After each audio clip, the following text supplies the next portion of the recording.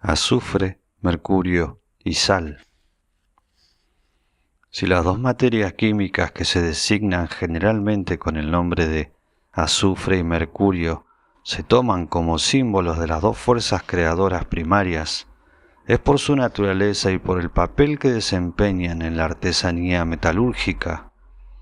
Ambas actúan sobre los metales y, sin embargo, tanto una como la otra son espíritus volátiles. El mercurio puede ser tanto sólido como líquido o volátil. Pertenece tanto a los cuerpos, es decir, a los metales, como a los espíritus.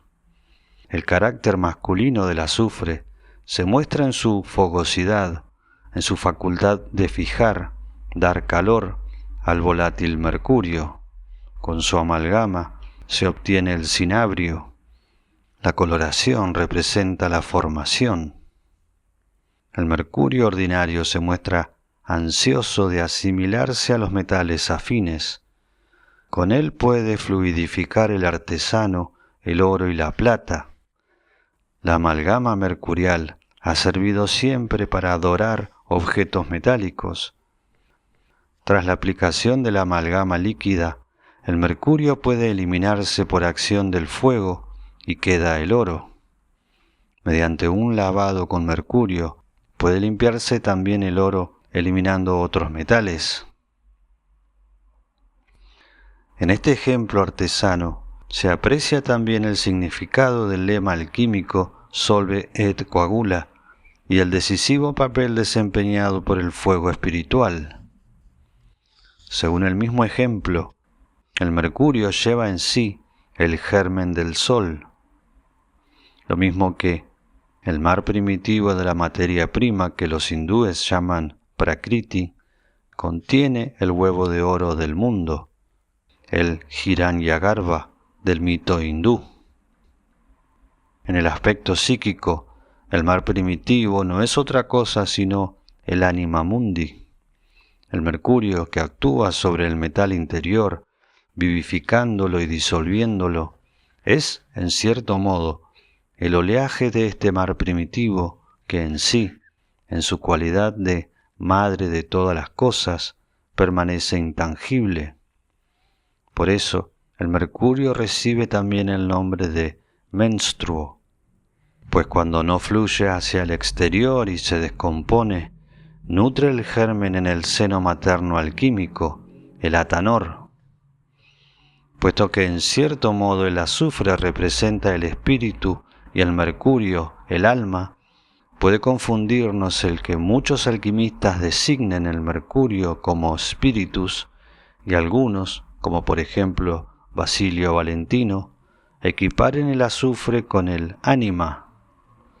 Pero esto solo contradice en apariencia lo que antes apuntábamos acerca de las dos fuerzas primordiales, porque en el lenguaje de estos autores el ánima representa el alma inmortal, es decir, la forma esencial e inmutable del hombre, mientras que la expresión spiritus no se refiere al espíritu trascendente o al intellectus agens, sino al espíritu vital, es decir, a esa fuerza espiritual que une el alma individual propiamente dicha con el cuerpo físico para que forme un todo con él. Representa al mercurio porque está ligada a la esfera del yo solo parcial e inestablemente y por tanto constituye una materia aún plástica. Igual significado puede atribuirse a la expresión árabe ruh. Así la emplean los cosmólogos, sin contar con que la misma palabra designa también al espíritu metafísico. La causa de esta ambigüedad podría estar en que tanto espíritu como ruh, como el hebreo ruach, recuerdan al movimiento del aire o del aliento.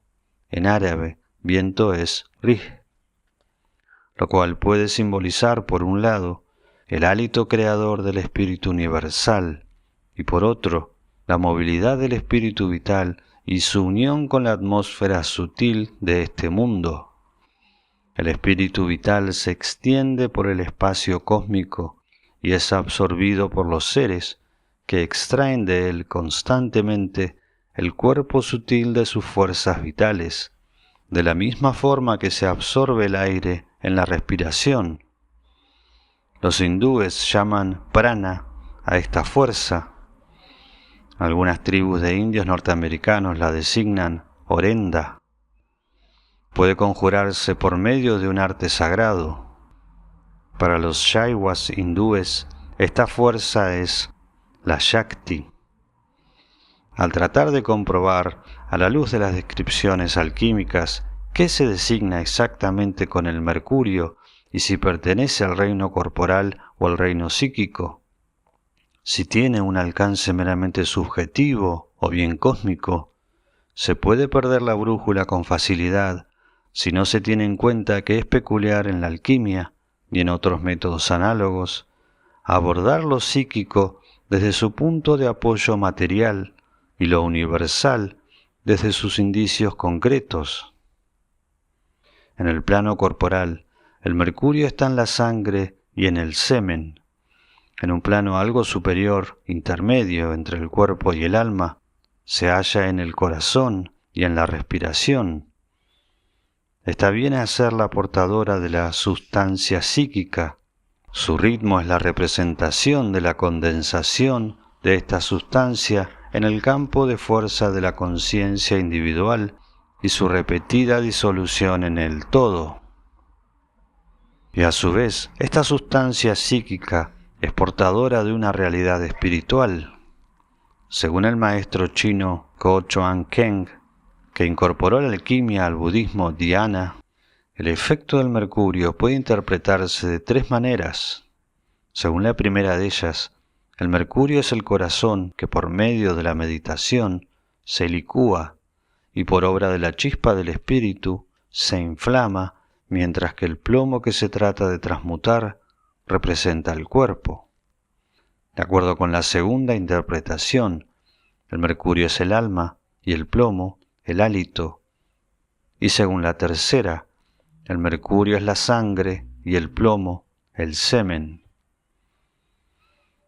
En cada caso, el mercurio desempeña el papel del elemento disolvente y vivificador. En último término, es la sustancia que fluye en todas las formas psíquicas y del pensamiento. Los alquimistas hindúes llaman al mercurio semen de Shiva.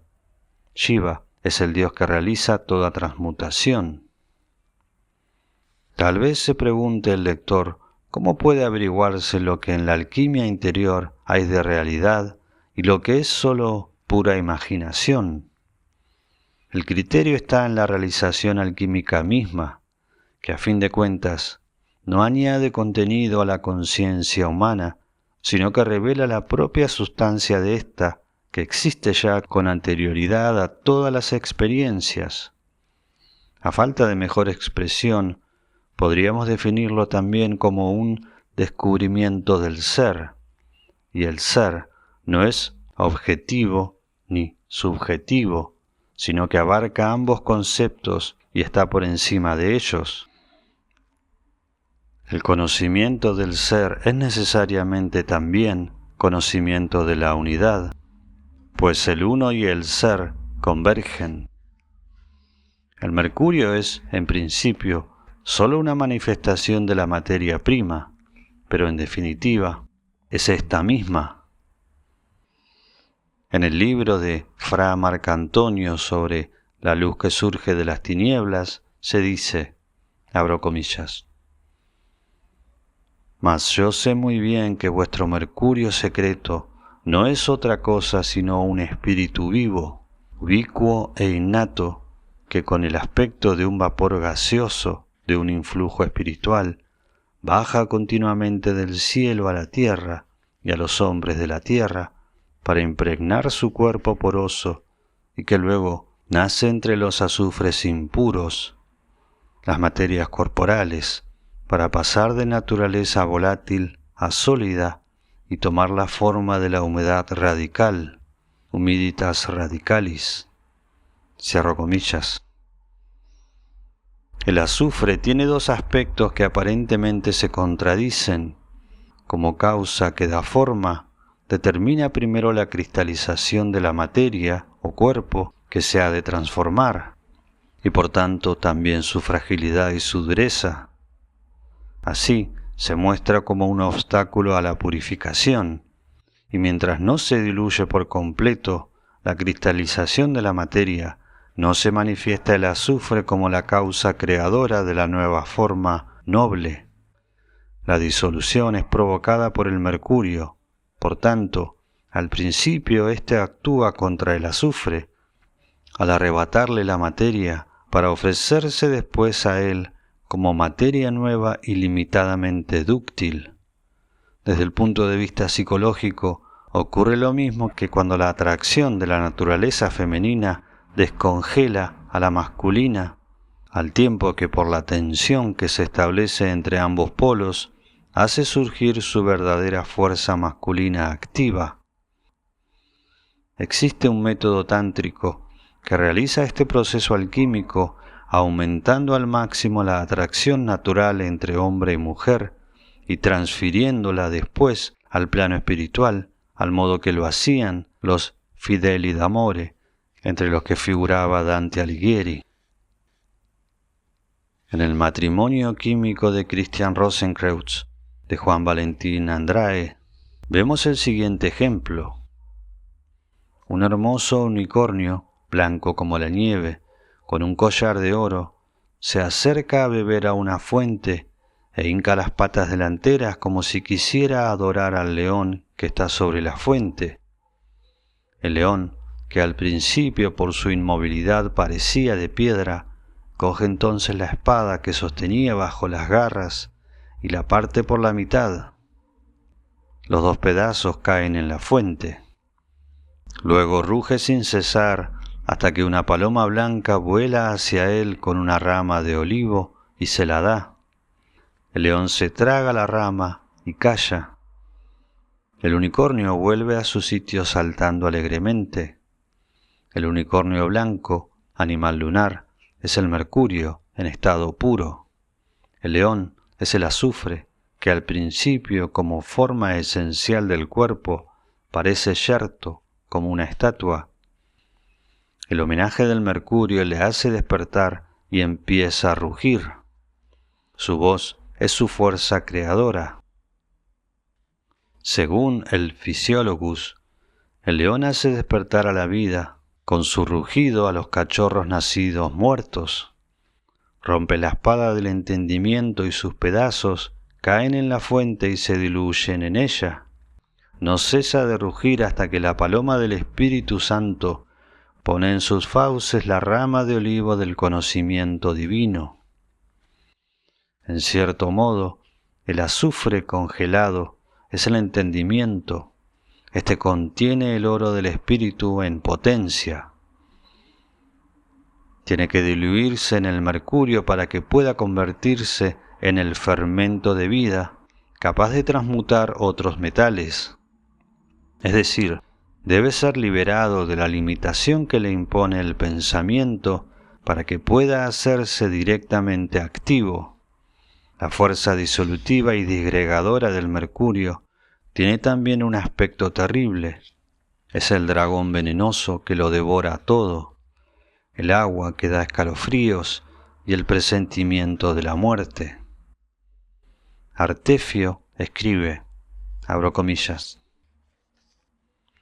todo el secreto consiste en que sabemos extraer del cuerpo de la magnesia el mercurio que no arde. Es decir, debe extraerse de ella un agua viva incombustible y hacerla cristalizar con el cuerpo perfecto del sol, que se diluye en esta agua hasta convertirse en una materia cremosa y blanca. Pero después el sol, por efecto de la putrefacción y descomposición que experimenta en esta agua, perderá su brillo y quedará opaco y negro. Cierro comillas. Sin embargo, por otra parte, el mercurio es el agua de vida, aqua vitae, y la fuente en la que deben bañarse sol y luna, espíritu y alma, para rejuvenecerse. Todo esto se dice también de la materia prima, pues el mercurio es su manifestación psíquica más directa, de manera que a éste pueden aplicársele todos los nombres que se dan a aquella. Sinesio escribe, abro comillas, dejad pues lo mezclado y tomad lo simple, pues esto es la quinta esencia de lo otro. Pensad que tenemos dos cuerpos perfectos, oro y plata, espíritu y alma, corazón y cerebro, llenos de mercurio. Extraed de ellos nuestro mercurio, pues con él haréis la medicina que se llama quinta esencia, ya que tiene un poder duradero y siempre triunfante. Es una luz viva que ilumina al alma que la ha visto. Es el nudo y el enlace de todos los elementos contenidos en ella, del mismo modo que es el espíritu que nutre y vivifica todas las cosas, y a cuyo través actúa la naturaleza en el universo. Es la fuerza, el principio, el medio y el fin de la obra. Y para decírtelo todo en pocas palabras, piensa, hijo mío, que la quinta esencia y la virtud oculta de nuestra piedra no es más que nuestra alma viscosa, es decir, que a todo se adhiere, gloriosa y celestial, a la que por medio de nuestro magisterio se extrae de su yacimiento el cuerpo o el hombre, que es lo único que la produce, pues no está en nuestro poder fabricar artificialmente esta agua, ya que sólo la naturaleza puede producirla. Esta agua es también el vinagre fuerte que hace del cuerpo del oro un espíritu puro. Yo te aconsejo, hijo mío, que rehuyas las demás cosas, que son vanas, y pienses solo en esta agua que quema, blanquea, disuelve y congela. Solo ella hace fermentar y germinar. Cierro comillas. Dado que el mercurio es el medio y punto de partida de toda la obra alquímica, a veces el azufre y el mercurio se designan como mercurio doble o andrógino. Cuando la naturaleza del azufre logra desarrollarse en el mercurio, este se representa con un signo en el que la media luna es sustituida por los cuernos del ardiente Aries. Entonces es el agua de fuego y el fuego que no quema. Como ya hemos dicho, de la perfecta unión del azufre y el mercurio se obtiene el oro vivo. Sin embargo, en otro aspecto, cada metal consiste en tres componentes: azufre, mercurio y sal. Basilio Valentino dice: doquiera haya metal, hay azufre, mercurio y sal, alma, espíritu y cuerpo. Por consiguiente, estas tres fuerzas o causas constituyen en conjunto la naturaleza del metal o del hombre. Hasta cierto punto, la sal es el elemento estático y por tanto neutral de la tríada. En el hombre, la sal no es simplemente el cuerpo en su figura externa y visible, sino su forma psíquica, y como tal tiene un doble aspecto. Por un lado, limita y por otro, simboliza.